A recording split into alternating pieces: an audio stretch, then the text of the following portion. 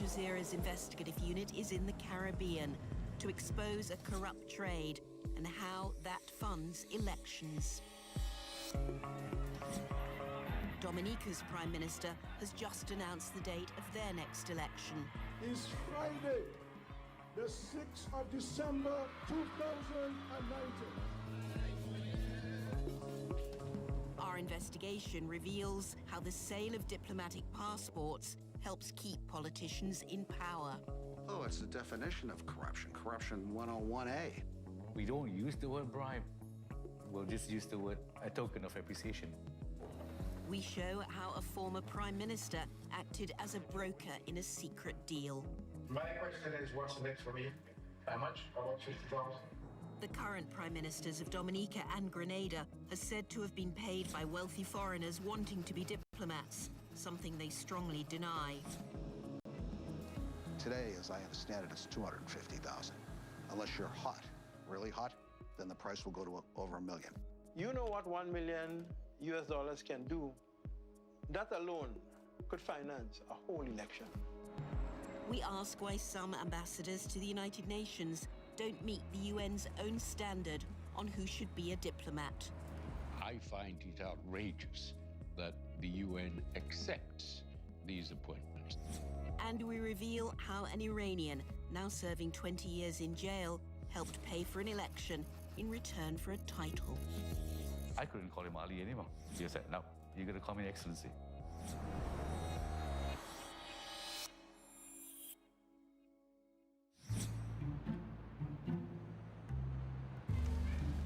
July 2019. Our investigative team is in Panama to meet Oliver Serafin. He's a former Prime Minister of Dominica. What's going on? Good to see you, man. He's just had meetings in Dominica, hoping to set up a secret deal, the corrupt sale of a diplomatic passport. He doesn't know our undercover team is filming. So I made the rounds. So I got who is the real closest to the Prime Minister. In addition to him, they're all good friends. And he's now a confidant and the closest person to the PM. Serafin thinks our undercover reporter is a middleman for a wealthy European businessman living in Asia. He's willing to pay to become Dominica's ambassador to the Philippines and entitled to a diplomatic passport. There's no ambassador in the Philippines for Dominica.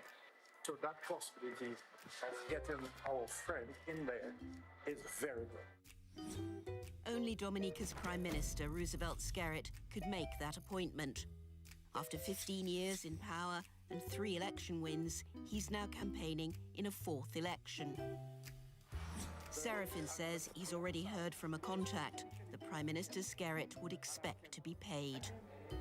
So he's not talking about the Prime Minister, but this guy actually picked up $500,000 US and from a couple of friends of his for the diplomatic position. So Skerrit is in the business of raising some huge amounts of money for himself.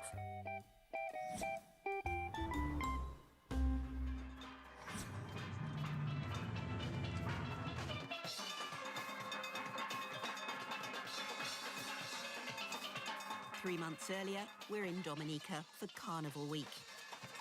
The election could be called any time in the next year, and the floats already echo early campaigning.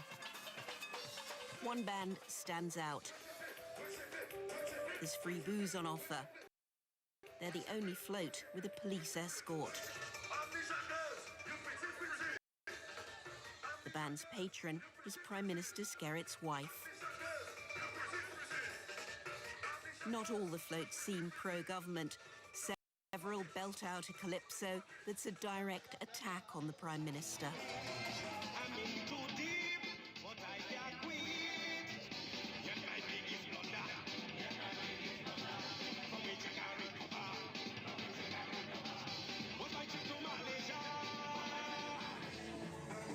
The lyrics refer to a scandal involving the Prime Minister, a criminal on the run, and a diplomatic passport.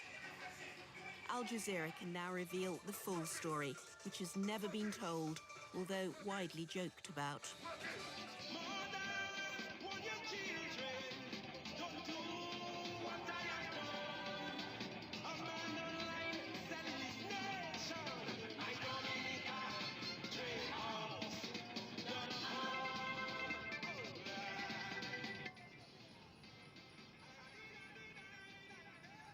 My Dominica Trade House was a venture started in 2014, not in Dominica, but half a world away.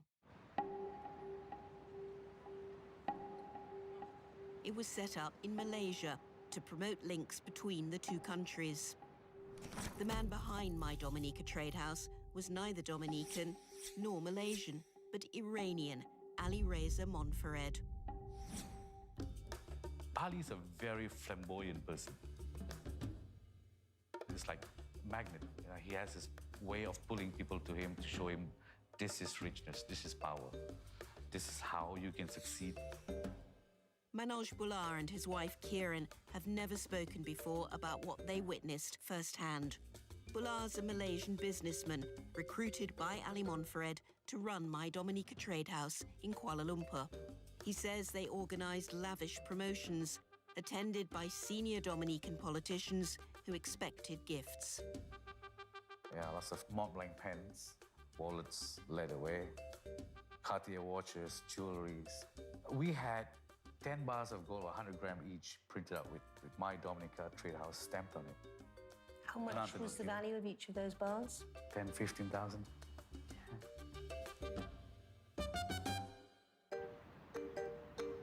After 6 months of hosting several Dominican delegations, Monfared welcomed Dominica's Prime Minister, Roosevelt Skerrit, to Malaysia.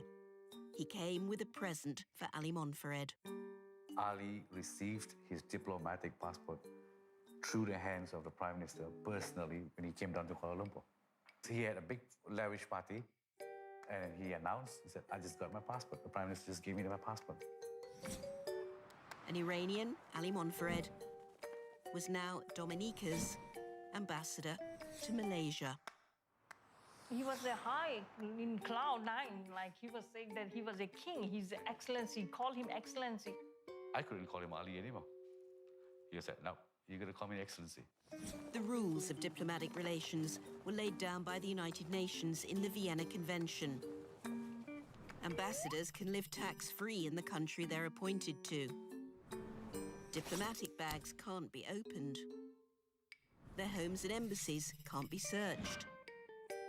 And ambassadors are normally immune from arrest. Monfared quickly exploits that. At the My Dominica Trade House office in Kuala Lumpur, a rowdy party leads to a police raid. 20 cops came out and they went straight to the office. Ali locked himself behind the office door. And all he did was showed his diplomatic passport and said, I'm a diplomat. And that's when the police just walked away. The Bulars say they paid for the house, which became Monfared's home and the Dominican embassy. We had a lake right behind his house, ordered 1,500 ducks, macaw, parrots, making a racket. Neighbors were complaining. It is a prime, prestigious estate. Monfared throws a house party and quizzes other ambassadors on the perks of his new job.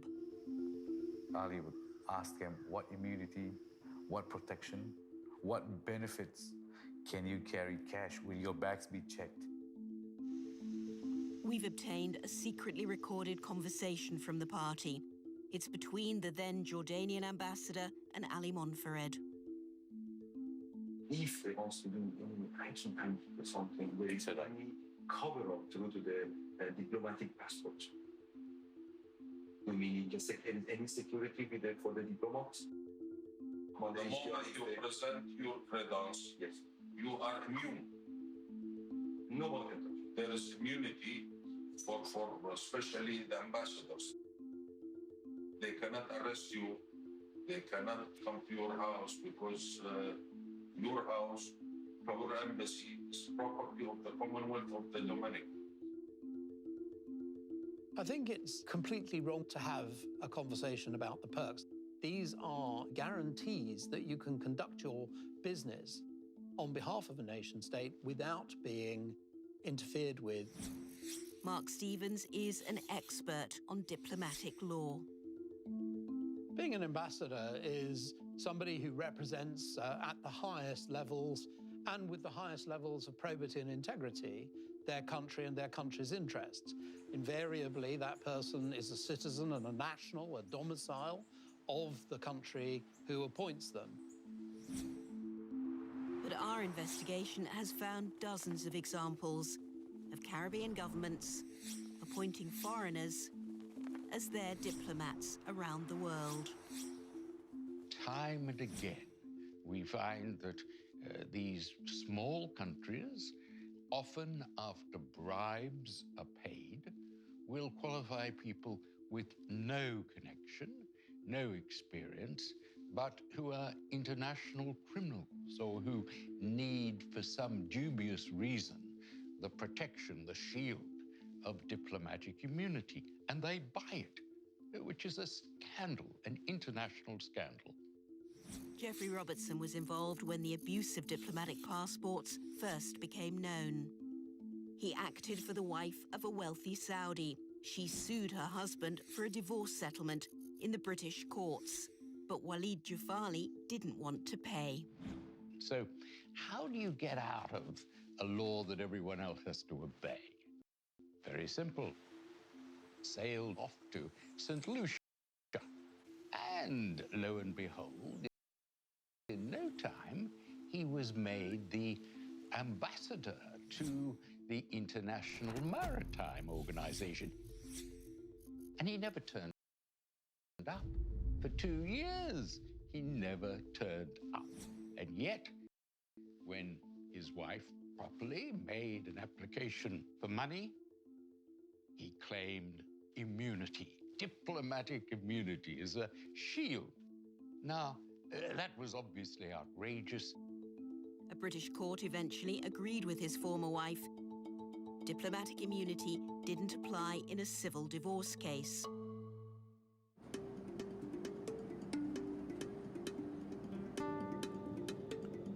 Criminal immunity only applies in the country an ambassador is appointed to.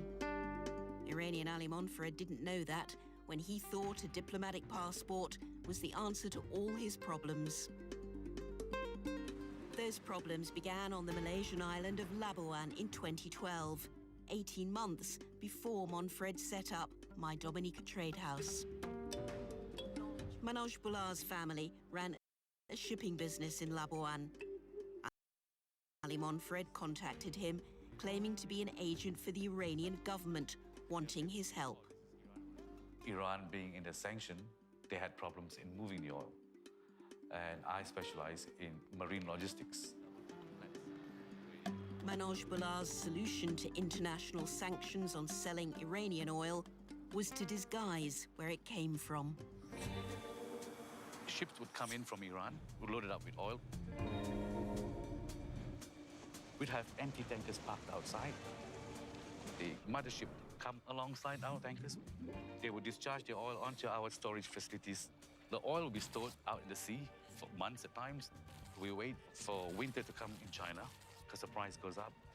And then the sister ship would come along our side, our tankers. It's a direct route straight to China. You will be in China within 14 days.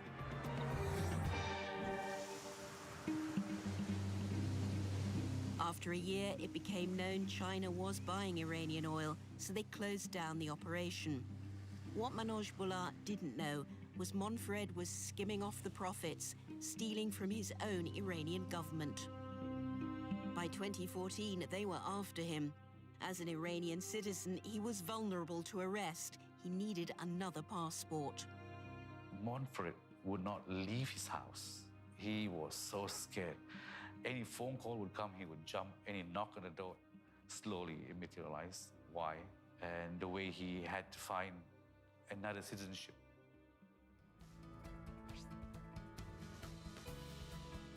It's called citizenship by investment, and it's a major source of income for Caribbean and European countries.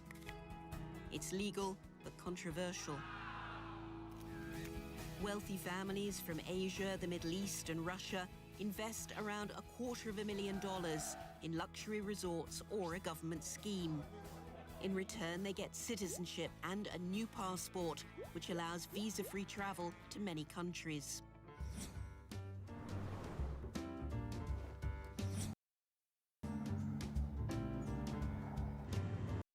Monfred took Manoj Bullar with him to Dominica to buy a passport through citizenship by investment. To help Monfred's case, Bullar primed him with other investment ideas for the island. Officials were so impressed, they suggested a meeting with Prime Minister Skerritt. I went down for 2 days. I was in a casual mode, in my shorts and T-shirt. I had to borrow a shirt and a pants from the front desk, get myself prepared since I was going to be meeting the Prime Minister. Manoj Bullar says he did most of the talking, and Roosevelt Skerritt immediately made him an offer. Not the kind of passport given to foreign investors, but an upgrade to a diplomatic passport. A conversation Skerritt says he doesn't remember. Why don't you be our ambassador at large? Straight away there. And he said, a formal ambassadorship? Straight away, ambassador at large.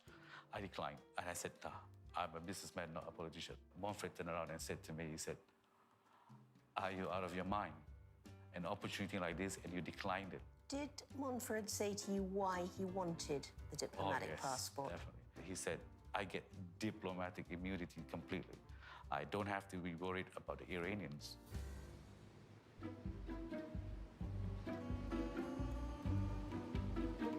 We're investigating whether a former Dominican Prime Minister can broker a deal to make our candidate Dominica's ambassador in the Philippines, and what it will cost. We're talking in the region of about 400,000. That's what I think would make a full seal a deal. Yeah. Oliver Serafin confirms diplomatic passports can be bought, even by criminals. I consider Skerritt to be the Houdini of tribal politics. Yeah. He's made some potentially disastrous mistakes. Appointments of ambassadors has created a furor of accusations of those persons having been on the international scrutiny and are guilty of all kinds of crimes. Yeah. Like money laundering, this, that, and the other. Those include Inglap Seng. While a diplomat for Dominica, he bribed UN officials, now jailed in America. Italian Francesco Corallo gambling tycoon, designated a UN ambassador, awaiting trial for fraud after being on Interpol's most wanted list. Is this going to be, like, announced publicly, or is this... No. Okay. Can be. Yeah, can I be? My question is, what's next for me? So that will come up. Yeah. So what's 50 would be good for me? How much? About 50,000. 50,000. Yeah. In a perfect world, it would be really nice to do this diplomatic passport stuff and have the money go to the right place, you know? I hear you. I hear you. It doesn't work out that way, unfortunately. Yeah?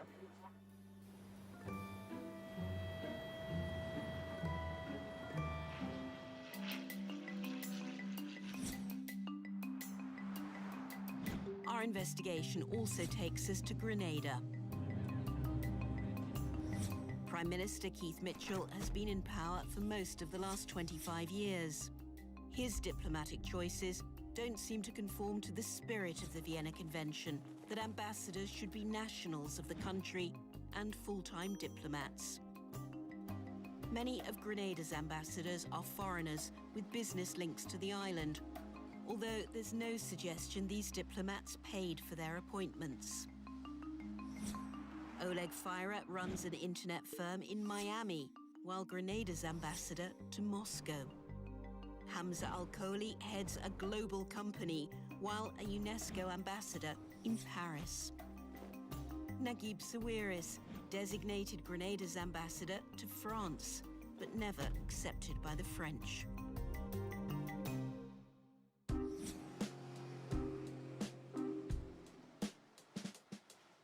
Sawiris is one of Egypt's richest men.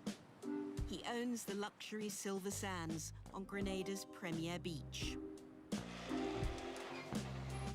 He's now building phase 2 further along the bay. Locals fear expansion into the adjoining Camahone Park, the last strip of public land leading to the sea.